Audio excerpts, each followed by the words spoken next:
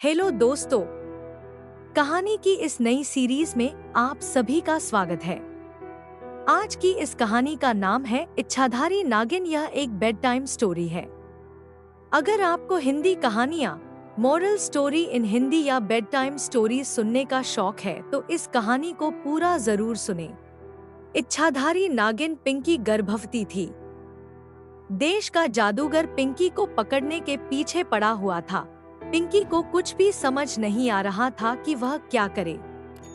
उसके प्रसव का समय नजदीक आ रहा था। पिंकी, मेरे लिए अपने बच्चों को सुरक्षित रखना बहुत जरूरी है। इस राज्य की महारानी भी गर्भवती है। वह मेरी हालत को जरूर समझेंगी।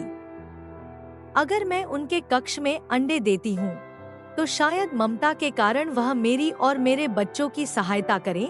गर्भवती महारानी अपनी कक्ष में भोजन कर रही थी कि अचानक उन्होंने देखा कि एक नागिन उनके पलंग के पास अंडे दे रही है। महारानी, सैनिकों, यहाँ आओ और इस नागिन को मेरे कक्ष से दूर करो। सैनिकों ने नागिन के अंडों को उठाने का प्रयास किया। नागिन जोर जोर से सिर पटकने लगी और मनुष्य की आवाज में महारानी से बोलने लगी। नागिन, महारानी, मैं घायल हूँ, कुछ पलों की मेहमान हूँ। मेरे अंडों की सुरक्षा कीजिए, आप भी तो गर्भवती हैं। महारानी, सैनिकों, इससे पहले कि यह मुझे और मेरे होने वाले बच्चे को नुकसान पहुंचाए, इसे और इसके अंडों को पूरी तरह से नष्ट कर दो। नागिन, तुम्हें श्राप देती हूँ। मैं गर्भवती होकर भी ममता को नहीं समझी। तुम और कोई भी तुम्हारे बच्चे को नहीं बचाएगा। मेरा सारा जहर तुम्हारी संतान में होगा, जिसका कोई इलाज नहीं। जैसे ही सैनिकों ने अंडों को नुकसान पहुंचाया, अचानक महारानी को तेज प्रसव पीड़ा होने लगी। वह जोर जोर से चिल्लाने लगी। महारानी, अरे दाई को बुलाओ, मर जाऊंगी, असहनीय पीड़ा हो रही है, मर जाऊंगी मैं, मुझे बचा लो। दाई, महारानी, धैर्य से काम ले, आप बेकार ही परेशान हो रही हैं। महारानी, दाई माँ, विश्वास करो, इस बार की पीड़ा अलग है। मेरे पेट में भयानक दर्द हो रहा है। अभी महारानी चिल्ला ही रही थी कि पूरे देश में तेज हवाएं चलने लगी, बिजली कड़कने लगी और अचानक एक बड़ा सा अंडा महारानी के शरीर से बाहर निकल आया और महारानी बेहोश हो गई। अंडे को देखते ही बूढ़ी दाई चिल्लाई, दाई, हे मेरे देवता, ये नागिन को मारने और उसके अंडे को नुकसान पहुंचाने का ही फल है। महारानी ने अंडा दिया। राम राम राम। घोर कलयुग। महारानी ने अंडा जन्मा। दासी, हाय अम्मा। दाई माँ, ये क्या कह रही हो? महारानी कोई मुर्गी है। दाई, ऐसा प्रसव मैंने कभी नहीं देखा। महाराज को सूचना दो। दासी, हमारा भाग्य, हम सब महाराज के बच्चे के बदले अब इस अंडे की देखभाल करेंगे। दाई, भला महाराज को कैसे बताएं कि मैंने अंडा जन्मा है? महारानी, अरे दाई माँ, मेरा बच्चा नजर नहीं आ रहा है। दासियों ने एक सोने के पालने में रखा हुआ बड़ा सा अंडा महारानी को दिखाया। महारानी, अरे ये क्या अंडा? तुम सब पागल तो नहीं हो गई? मैं कोई चिड़िया हूँ जो अंडा दूंगी। दासियां अंडा लेकर रानी के पास आने लगी। तभी अचानक भूकंप आया और अंडा दासियों के हाथ से नीचे गिर गया। आसमान में तेज बिजली कड़कने लगी। अंडे में बहुत प्यारी सी बच्ची थी। दासियां, महारानी, देखिए, बच्ची को छूते ही हमारे हाथों में तेज जलन होने लगी है। हमारे हाथ बुरी तरह जल रहे हैं। राजकुमारी के शरीर में जहर है। भगवान बचाए। महारानी, मुझे मेरी बच्ची दे दो, मैं अपनी बेटी को गले लगाना चाहती हूँ। 14 वर्ष बाद भी क्या मैं अपनी औलाद को छू नहीं सकती? लेकिन जो भी बच्ची को उठाने जाता, जहर के कारण उसके हाथ जलन से भर जाते। महारानी जलन की परवाह किए बिना अपनी बेटी को अपनी गोद में ले लेती है। महारानी, दासियों, तुम्हें समझ में नहीं आ रहा? महाराज को इस घटना की सूचना दो। दाई, हाँ जरूर, मैं अभी जाकर महाराज को सूचना देती हूँ। दाई, महाराज, महारानी ने बेटी को जन्म दिया है। महाराज, बहुत अच्छा। कैसी है मेरी राजकुमारी? तुम इतनी डरी हुई क्यों हो? दासी, महाराज, राजकुमारी का शरीर जहर से भरा है, उसे छूते ही जहर का गंभीर असर होता है। दाई की बात सुनते ही ज्योतिषी पत्रिका देखने लगे। फिर जोर से चिल्लाए, ज्योतिषी, सत्यानाश हो गया महाराज, अब प्रलय होगी। इस लड़की का जन्म संसार के लिए अशुभ है। ये तेज बिजली की कड़क और भूकंप इसके सूचक हैं। महाराज, ये आप क्या कह रहे हैं? महाराज चिंता में डूब गए। नवजात राजकुमारी को सैनिक दस्ताने पहनकर पकड़ते हैं और उसे कमरे में बंद कर दिया जाता है। सारे राज्य में प्राकृतिक आपदा के कारण धन और जन की बहुत हानि होती है। महाराज, ज्योतिषी, आपकी बात सच हुई। आप ही समस्या का समाधान बताएं। ज्योतिषी, महाराज, उसके लिए एक शीशे का महल बनवा दीजिए जहां उसकी जरूरत की सारी चीजें हों। उस पर हम सबकी नजर रहे और राजकुमारी को कष्ट भी न हो। 3 साल के बाद राजकुमारी को वहीं रहना होगा। महाराज ने उसके लिए एक शीश महल बनवा दिया और उसका नाम लता रखा। वह धीरे धीरे बड़ी होने लगी और 3 साल की होते ही शीश महल में उसे बंद कर दिया गया। राजकुमारी अब 15 वर्ष की हो गई। कोई साथी न होने के कारण वह बहुत उद्दंड हो चुकी थी। मैं भी दुनिया देखना चाहती हूँ, सबसे मिलना चाहती हूँ। आप मुझे इस कैद से आजाद कर दे। अब मुझसे यहाँ और नहीं रहा जाता। महाराज, माना कि तुम राजकुमारी हो, पर तुम्हें कोई हक नहीं कि तुम प्रजाजनों को नुकसान पहुँचाओ। तुम बाहर आकर किसी को भी दर्द पहुँचा सकती हो।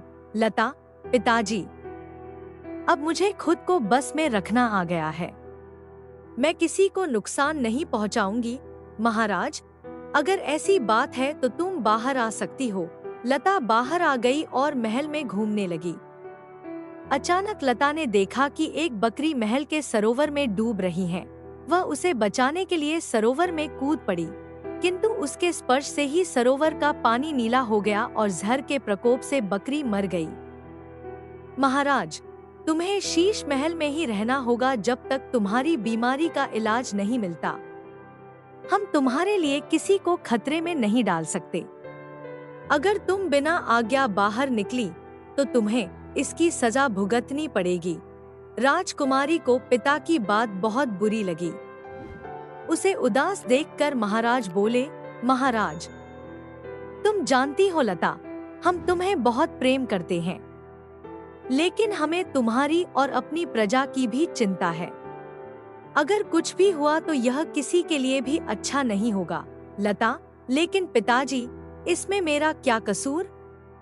मुझे ही सब क्यों सहना पड़ रहा है?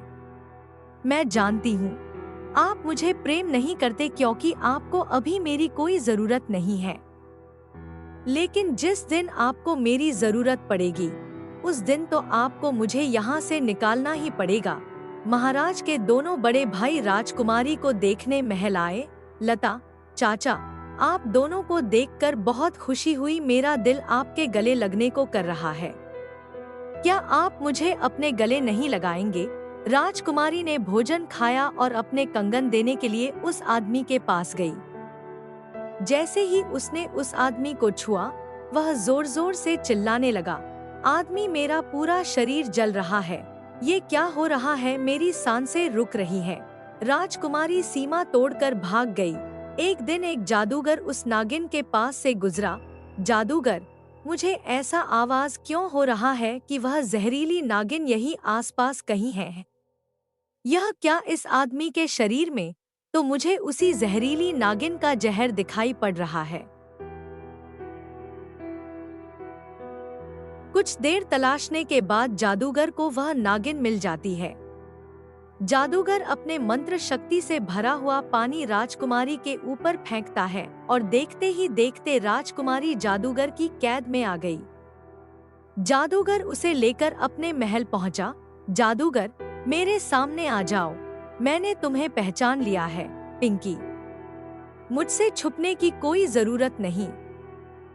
पिंकी, जादूगर, तू मेरे बीच में क्यों आ रहा है?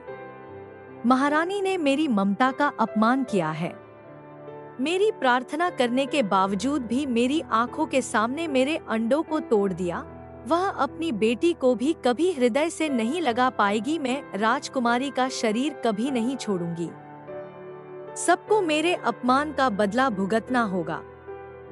जादूगर, पिंकी, तू सारे मानव समाज से इस बात का बदला नहीं ले सकती। तू महारानी को क्षमा कर दे या फिर मुझे बता, तेरा क्रोध कैसे शांत होगा। पिंकी, मेरा क्रोध शांत करना चाहता है तो सुन। महारानी को मुझसे मुकाबला करना होगा। जादूगर, कैसा मुकाबला? पिंकी, उसे एक परीक्षा देनी होगी। अगर वह जीती तभी उसकी बेटी को श्राप से मुक्ति मिलेगी। जादूगर राज्य पहुंचता है। महाराज दोनों राजकुमारों के शवों के पास उदास बैठे होते हैं। जादूगर, महाराज, आपके दुख का उपाय मेरे पास है। मैं राजकुमारी को ठीक करवा सकता हूँ, लेकिन उसके लिए महारानी को नागिन पिंकी की दी हुई चुनौतियों का सामना करना होगा। महाराज, यदि आपको ये शर्त मंजूर है तो मैं राजकुमारी को हमेशा के लिए इस मुसीबत से निकलवा सकता हूँ। महाराज, मुझे मंजूर है।